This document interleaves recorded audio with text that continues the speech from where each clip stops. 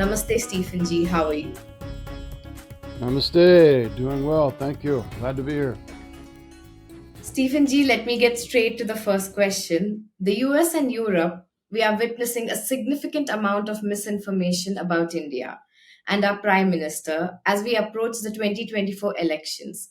Can I ask you directly, do you see this as election interference, a reaction to not being able to come to terms with what they are seeing in India, which is a country rapidly rising to global prominence and moving forward on its own terms? What do you think, Stephen G?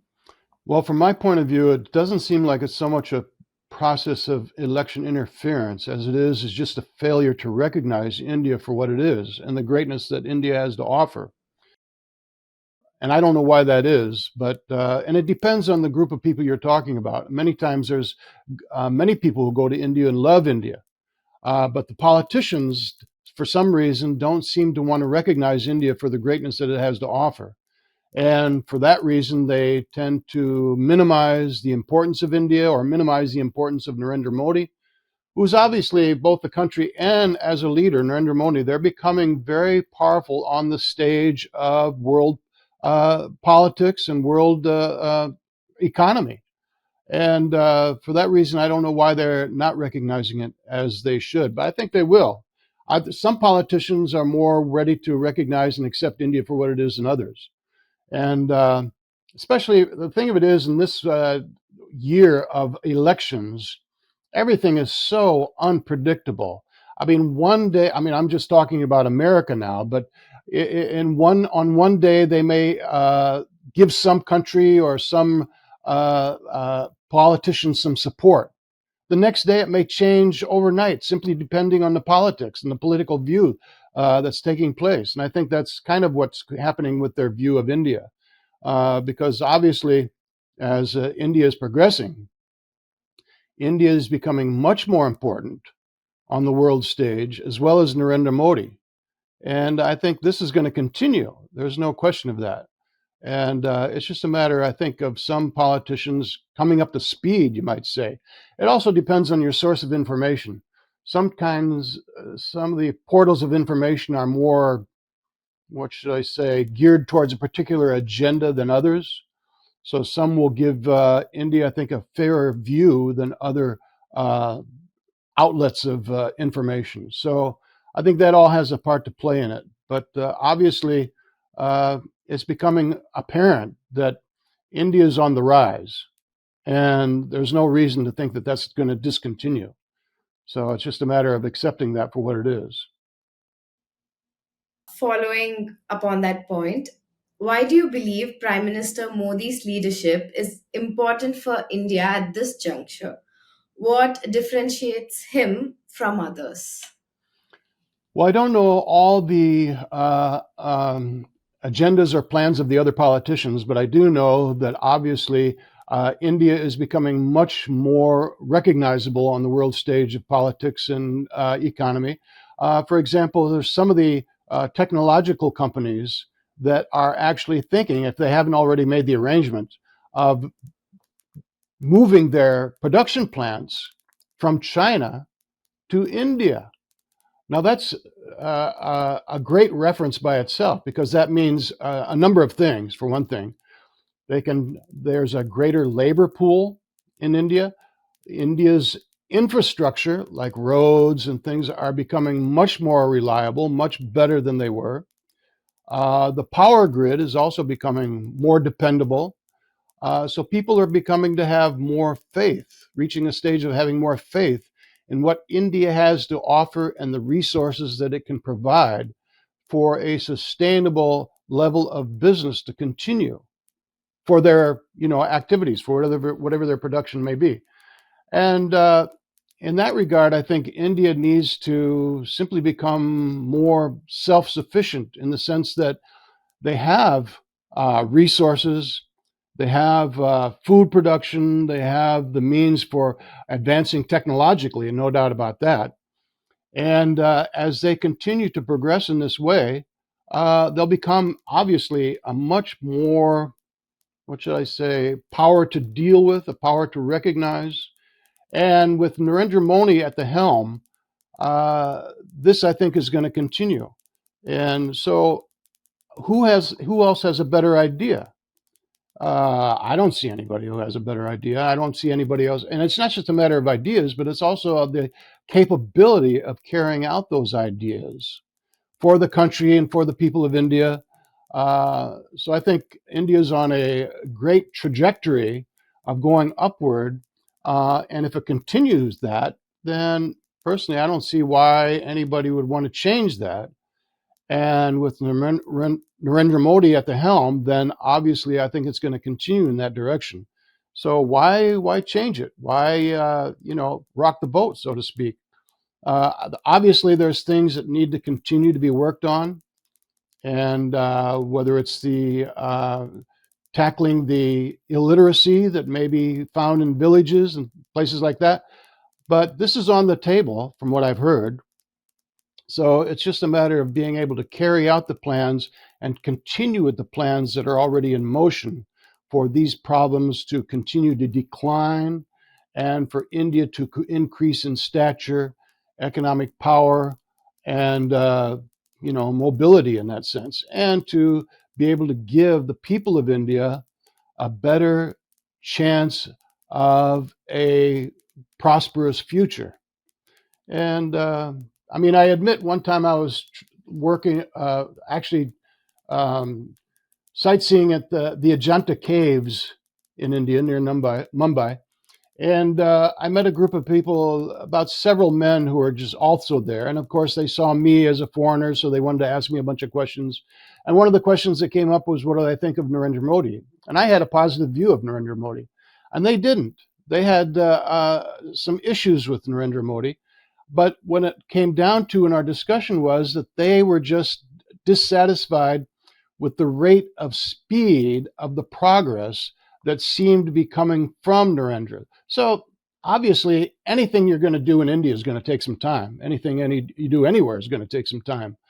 So it's just a matter of being able to tolerate the nature of doing business in India and trying to get things done as quickly as possible, but effectively as possible. There's two ways of doing that. Like they say, haste makes waste. So you want to do it in a way where this change is steady and continues to operate on a way that's effective and prosperous for everybody in India. And that's not always so easy, especially with the level of bureaucracy that goes on in, well, Indian politics, Indian business, and government. So you have to kind of get over that hump, so to speak. And I think with time, Narendra Modi is we have seen that he has the determination to do that. So I wouldn't change anything. Sanatan Dharma or Hinduism has made significant positive contributions to the world, and that contrasts with the legacy of some other cultures and ideologies. Could you shed some light on the key differences between Sanatan Dharma and other major worldviews? Well, there's a lot of differences, quite honestly. But let's take it on a very basic level. Anybody can identify with this. And one of the key differences that I've found in my own studies is that in Sanatana Dharma, you can ask any question you want as a viable means of getting a deeper understanding as to who and what you are, what is the absolute truth, what is my relationship with this absolute truth, and how to function on a level that contributes to the benefit of society and myself. And the difference is that, in certainly in the monotheistic religions, sometimes if you ask too many questions, you're considered a doubting Thomas or somebody who lacks faith, and is frowned upon. Whereas in the Vedic culture, the Vedic system, Sanatana Dharma, the whole system is based on questions and answers. Because if you look at the Upanishads, the Vedanta Sutras, the Itihasas like the Ramayana, Mahabharata, up to the Puranas, it's all based on questions and answers, all kinds of questions. So basically, whatever question you have is likely to be a question that's already been asked somewhere. And you just need to find that question, look up the answer. And it's all practically there in a literary format at this point in time. So that's the freedom. It gives the second point is it gives the freedom to the individual to inquiry there to the highest degree that they want. In other words, there is no limitation. And there's so many different paths within Sanatana Dharma, whether it's Vaishnavism, Shaivism, Brahmanism, Tantric, Mayavad, whatever the case may be, there's different schools of thought which help you reach the conclusion of that philosophical point of view. So you get a better understanding of what is the absolute truth. So this is one of the things that really helps a person have the freedom to inquire to whatever depth that they want. Now, this is a basic, very basic, anybody can see this. There's a very basic difference between Sanatana Dharma and what that has to offer compared to the other cultures and other religions. So it's one thing that has convinced me that I can pursue this. Just look at Bhagavad Gita by itself. Everybody knows Bhagavad Gita. What's that based on? It's based on questions from Arjuna and answers from Lord Krishna. And Lord Krishna expands all these different answers in so many different ways so that you get a good idea of what is the absolute truth, what is the illusion, what is Maya, what is the soul, what is the Paramatma, the super soul, as some people call it. Who or what is God, what is our relationship with God, and how do we function on the basis of that relationship. So and these are all very high transcendental principles. In other words, they're not just moralistic principles of, don't do this, don't do that. I mean, morals have to be there. Without morals, this planet would be completely crazy, as we can see. As in some countries, morals seem to be on the decline and the crime rate is shooting up like anything. So, but you still have to go higher than that. The yamas and niyamas, for example, are principles, not just moralistic, but are there as the basis for which you can reach higher levels of consciousness. This is the whole point. And this is another difference between Sanatana Dharma and other forms of religion. Other forms of religion may be faith-based. Some even call them fear-based, that if you don't do this, you're going to go to hell or this or that. Whereas in Sanatana Dharma, it's all based on the idea that we need to understand who or what we really are. We're Atmas, soul. Some people call it soul. Some people call it Atma, which is the better, name for who we really are. And the whole goal is to unite with Atma, with the Paramatma. The whole goal of yoga, any yoga you pick, is the whole goal is to unite ourselves with the Supreme Being and move on from there.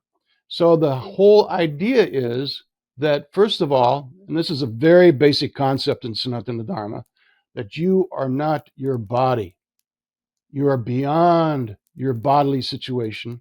You're beyond your bodily limitations. And getting back to my previous point, the Sanatana Dharma gives you the process by which, if you follow it properly, you will attain your own levels of spiritual realization. And that's more than just faith. That is when jnana becomes vijnana, or knowledge becomes realized knowledge. Or like when Krishna says in Bhagavad Gita, this is the king of education because it gives direct perception of the truth by direct realization. In other words, you can have your own realization of who and what you really are and what is the absolute truth and what is your relationship with the absolute truth. So this is by far more than just following moralistic principles, as we find in most religions. But this is the way that you have your own, and Sanatana Dharma expects you to have your own spiritual experiences. So it's a big difference. Very beautiful, sir. As India emerges, it brings rich value systems to have historically benefited the world. Which of these values do you see as most transferable today, and how could they impact global communities? Well, I think, well, for one thing, we can go back to one of the differences in Sanatana Dharma is that you're not this body. I think that is a major factor that would change the course of the direction of the world. And any community that adopts that principle. Of course, it's like one of those things that says that even a child of 8 may understand this, but hardly a man of 80 can put it into proper practice. So we have to practice this. We have to practice understanding that we're not this body, we're the soul or the Atma within the body. And we also have to see that the Paramatma, the super soul, is also within each and every body. If we begin to see like that, then we'll have a completely different attitude in our relationship and how we conduct our activities with each other, with other living beings, with nature, which then would be reflected in how we conduct ourselves in business, in politics, in our respect for the environment. All these different areas changes as we begin to understand this very basic principle. And of course, it also brings about the idea that we can live together peacefully, uh, disregarding our differences, because that's a major problem in most communities. What people see is their differences, and then by seeing their differences brings about the desire to conquer and convert, change to be like me, or else I don't like you, and then there's fighting and stuff like that. But wait a minute, if I'm not this body, you're not this body, then what are we? We're the spiritual Atma within the body. Well, that means we're both the same when it comes down to it. So that aspect itself can provide the principle for universal harmony with each other. And with universal harmony also means universal management, because this world does not lack anything. There's certain parts of the world that may be uh, without something, without some facility, without some resource that they may need, but another part of the world has that. So basically, it's just a matter of establishing the proper management so that everybody has enough of everything. And that means God consciousness or spiritual consciousness, which can bring about that form of harmonious management around the world. So any community can use that, and any community should use that so that we can move forward in a more sophisticated and more civilized manner. And that is one of the principles that we find in Sanatana Dharma. You spoke about all these beautiful principles, sir, but there are still persistent stereotypes in Western media about India and Hindus in particular. What do you think are the origins of these narratives, and how can they be effectively countered? Uh, I've tried to look into the origins, or why these misperceptions are there, and keep coming up with different answers. Uh, and I still don't understand why some of these principles are. Basically, it goes back to the whole idea that at least here in America, that we see the differences between us. The skin color is different, or the actions may be different, or I believe in this religion and you believe in that religion, therefore we don't get along. But the fact of the matter is, the whole point of religion means to fact is the word religion in Latin means religio. It means to connect with what? Connect with God. So this is something that needs to be promoted as much as possible, that we need to connect with God so that we can all see our unity, the unity between us. Otherwise, it becomes very difficult. And so, and I've been asked this question in India as well. Even in India, there's differences where people, don't necessarily get along, or they think they're a higher caste, or this or that. The point of it is to simply continue to promote the principles of Dharma, Sanatana Dharma, whatever will help the situation and say increase people's understanding of who and what they really are. We cannot give up. I mean, this is basically a struggle that will continue as long as people remain in ignorance. And so, in that regard, we have to try to present these truths as much as possible and as logically as possible. Like, for example, here in the West, many people ask why I don't deal with the academics more than I do. Academics, quite honestly, I'll tell you, they have their own world, their own way of looking at things, and they're not going to change. Whereas lay people, for example, the lay people are different in the sense that if you present to them these spiritual truths, as I've tried to in my books, I've got over 50 books now that explain different aspects and different ways of understanding these spiritual truths. If you explain these things in a logical manner, many times people will accept it. So this is who I try to approach. I try to approach those people that are most willing to look at this knowledge as best as possible. And even though there may be some prejudice, which makes people, I don't know, feel that India cannot be as great as it really is, or it cannot be as advanced as it really was. I mean, I've got one book here that I'll show you briefly, which is called The Advancements of Ancient India's Vedic Culture. And there's two reasons why I wrote this book.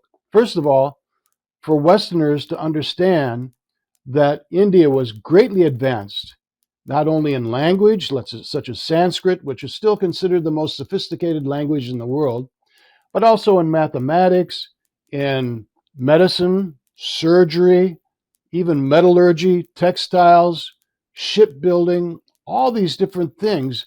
They were very advanced in, far more advanced than most of the world. And the fact that the Roman numerals, as you might have heard, is a name that is totally inaccurate because those numerals is a system that came out of India.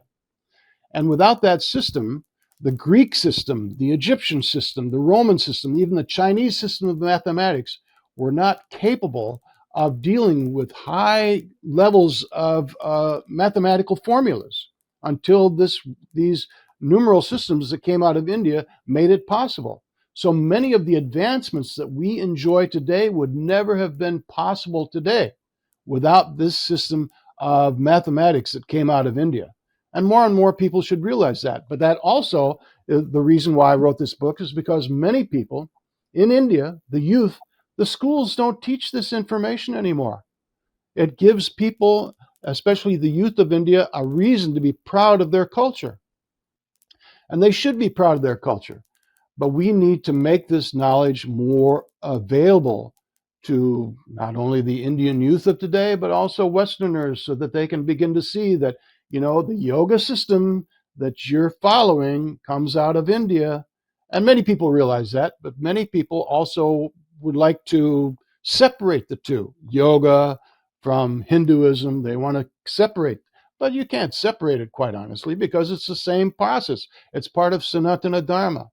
So for those people that don't want to use the word Hinduism, you can use which is the more proper word of Sanatana Dharma, eternal balance and sustainability and the eternal duty to understand who and what we really are. That is the real purpose of life, and that is what Sanatana Dharma is all about. And because of that free thinking ability that Sanatana Dharma gives to the individual, and the freedom for the individual to inquire and search after the truth in whatever ever way they can, that gives more freedom in the process of spiritual inquiry and also more freedom to develop different inventions and all the different things I mentioned regarding this book, Advancements of Ancient India's Vedic Culture. So, and you can get this book. This book is on Amazon. This book is both in paperback and Kindle, and all my books are on Amazon as well. Or you can go to my website, which is simply Stephen, Stephen hyphen Knapp, Knapp.com, And you can easily just do a Google search and a lot of stuff will come up. And you can find my books on there too. So we're just going through a nutshell view of what Sanatana Dharma has to offer and the direction India is taking, but you can get much deeper views in the articles and the books that you can find on my website. I can't wait to read that book, Stephen G. Now, because you mentioned the book, as a Gyani, a Vedic scholar, and an author, how have you tackled misconceptions about Hinduism in the West? And what do you suggest others, like a common Indian, what can they do? Well, I've got a number of different articles that also talk or give action plans, quite honestly, about how to protect one's culture. And for one thing, I've got this book here called Defending Vedic Dharma. And one can get this and find different ways, different methods of protecting their culture. First thing, I hate to say this, but many people need to work to understand their own culture. Many Indians, Hindus especially, need to understand their own history and their own culture to understand how great the culture of Sanatana Dharma is, but also how to present it to others. Because when people ask about their religion, they become, at that point, a representative of their religion. And they need to know how to answer certain questions. But also, let's face it, if you're a parent, your kids are going to have questions too. And you need to know how to answer those questions in a way that is logical and understandable to your children. Because the children today, especially in the West, but even in India, they have a motto that basically says, "What's in it for me?" That's their motto today. What's in it for me? If I can't understand it, then why am I going to apply it to my life? If I can't apply it to my life, then it has no purpose in my life. So they don't pursue it. They don't understand it, which is also one of the principles that I use when writing my books. The philosophy has to present in a way that can be easily understood. Because if a person can't understand it, they'll never remember it. And if they can't remember it, they'll never apply it to their lives. And if they can't apply it to their lives, which is the whole purpose of Sanatana Dharma, then basically you have missed your mark in being able to explain this to others.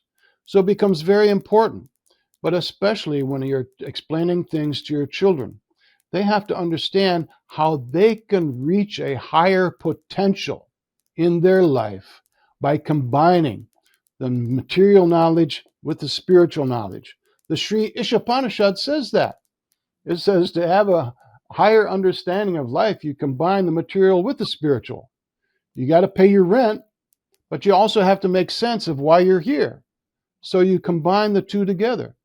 And of course, today in this age, Indian education has followed the British example, which has pretty much spoiled it, that it's all based on having a career, a craft, some kind of marketable skill, which you have to have, but you also, in order to have value for your life and for the lives of others around you, you have to have a spiritual basis, a spiritual foundation as well, which was the whole principle of Sanatana Dharma.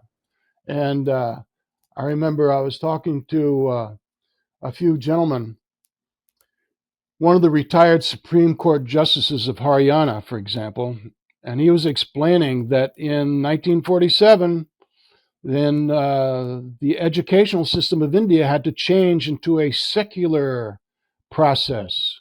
In other words, when they used to use the heroes of the Mahabharata or the Ramayana to explain and teach principles of morality and character to their children, all of a sudden that had to stop because that was part of the religion.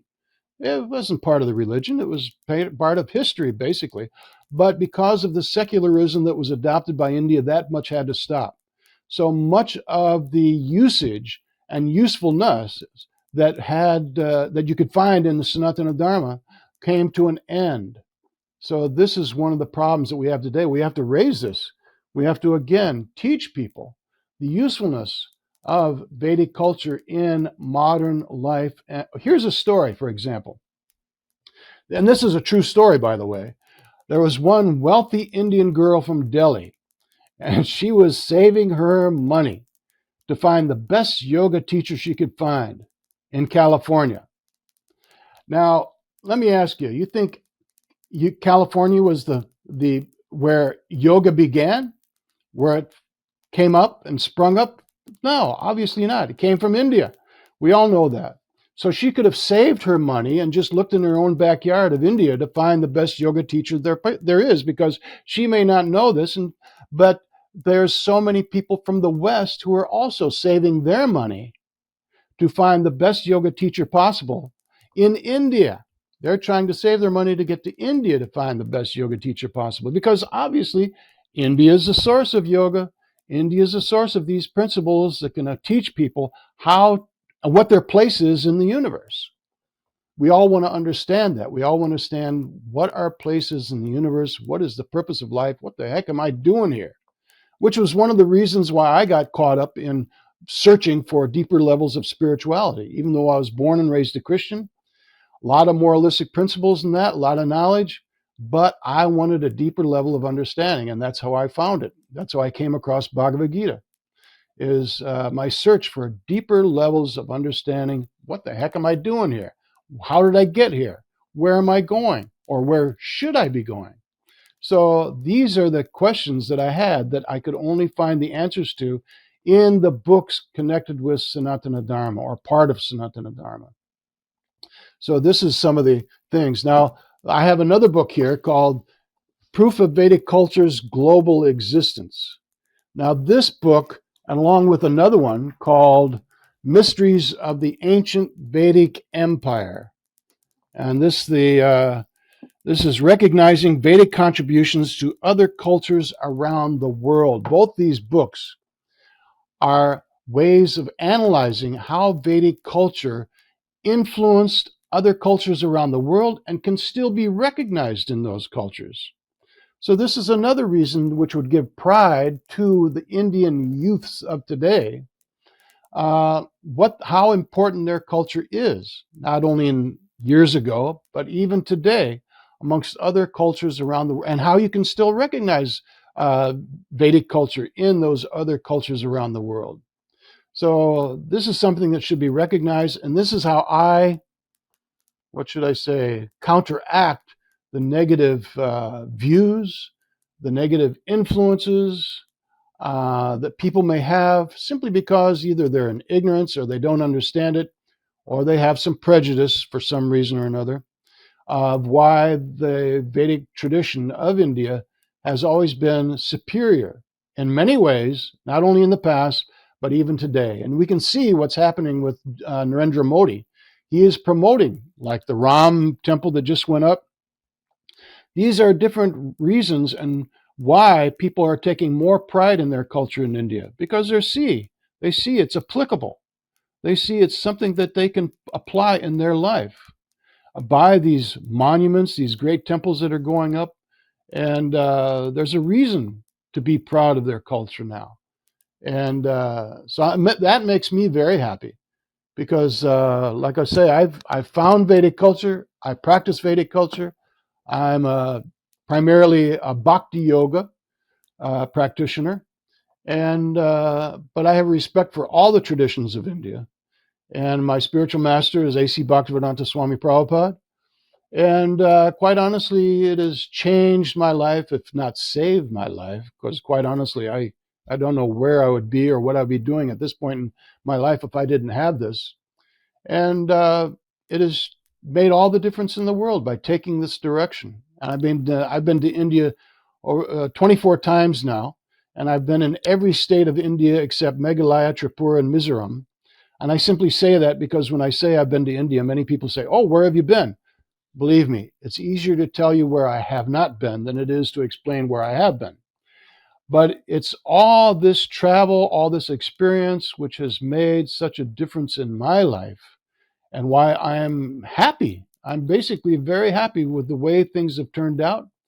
I don't travel as much as I used to because I'm getting older, a few maybe health limitations and stuff like that.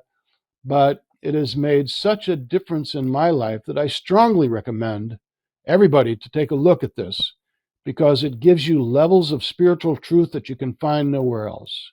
And especially with the Indian people, Indian Hindus, they need to rise up, defend their culture, be proud of it, and anticipate that India will become more and more on the forefront of the world economy, in the world of politics, but also it'll become more and more a teacher of the world of spiritual knowledge. This may be, what should I say, a bold statement for some people to hear, but I think this is obviously going to come about because the more India becomes a prominent force in the world, then more people are going to look at their culture as well. Why is this possible? How is this developed? And it's all there. So, anyway, I've done my part in trying to write about it, and I hope other people can take advantage of that. But that's really the thing that people should do. Take advantage of your culture. Look at what it has to offer, and don't be shy about it. And if you have learned something from it, then pass it on to others. Quite honestly, there's a lot of people out there that are looking for this knowledge. They just don't know where to look for it. I've had experiences where people have come to me and they've said, "I found your book in the bookstore. Why didn't I know about this knowledge before?" Well, I can't exactly explain that, but everybody's meant to reach a certain level of understanding according to their destiny. But once they find this level of knowledge, they become very happy. In fact, there's one guy that's coming to our temple right now. He's maybe 10 years younger than I am. So he's an older guy. He says, "I've been waiting to find this knowledge for years." you know? And so he's really happy about it. And he's gung ho. He wants to learn as much as possible about it. So, I help him where I can, and other devotees are helping him. And so more and more people, when they understand the logical aspect of what Vedic culture has to offer, naturally they'll accept it and they'll be happy they did. We just need to be bold enough not to be shy about presenting what we have to offer. Simple as that. So anyway, I don't know how much time we have here, but I don't want to go on forever. No, sir. Thank you for sharing your personal journey. If I may go a little deeper, I understand that you grew up as a Christian but then turned to Dharma. Would you mind sharing with us how and why that happened? Yeah, I was somewhat dedicated Christian as a kid. I was confirmed, and they call it confirm. You can reconfirm your vows that you take as a baby because you don't really understand it. And I went through all that, and but I was looking for something deeper. So the first thing I did, well, if I'm looking for something deeper, I might as well just start with Christianity since that's what I was born and raised in. So I read the Bible from cover to cover. And it took me a year to do that because it's not the easiest thing to read. And there's a lot of history in it. There's a lot of lessons, a lot of moralistic principles, things you can understand with it. But I wanted deeper knowledge. I wanted deeper spiritual knowledge. And I didn't really know where to look at the time. I was a teenager by the time I reached that point. And I was a musician. So I thought, well, let me put my guitar down and really find out why I'm even here. Why am I in this world? What is the purpose of life? What should I be doing? If I'm not doing the right thing, what should I be doing? So I looked at everything. I looked at, you know, Egyptology, Judaism, other aspects like Tarot, I Ching, even magic, witchcraft, everything, and Eastern mysticism. And I could begin to see, I even read the Quran, I could see how everything was connected. Everything's going in a particular direction. They're all connected, but it was like a puzzle. And I was putting in the pieces of the puzzle, and it was getting a more and more clear picture of what reality and truth was and what the purpose of all this was. Then a friend of mine had gone to Toronto. We were here in Michigan, and he had gone up to Toronto and met some Hare Krishna devotees on the street. This was back in 71. So they didn't have so many books at that time, but they got it. But he brought back a brochure that had about, maybe 6 books in it at the time, including the Bhagavad Gita. And he says, yeah, this book is kind of like the Hindu Bible. And I said, that's what I want. I want to know, because that's what I was really looking at. I was looking at what different cultures had to say about their conception of God, the soul, who and what we really are, what is the purpose of life. That's what I want. I want this Bhagavad Gita. So I sent for the Bhagavad Gita. It came, a week or so later. I sat down to read it, and I was amazed that all the questions I had, it was giving me the answers to. Basically, like who and what I am, where am I going, why am I here, where should I be going, what should I do with this life, what's the purpose of life. Everybody asks those questions at some point. And I, but I started asking those questions even when I was 7 years old.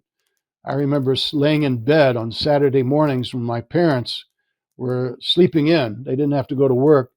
And I would be laying there wondering, how did I get here?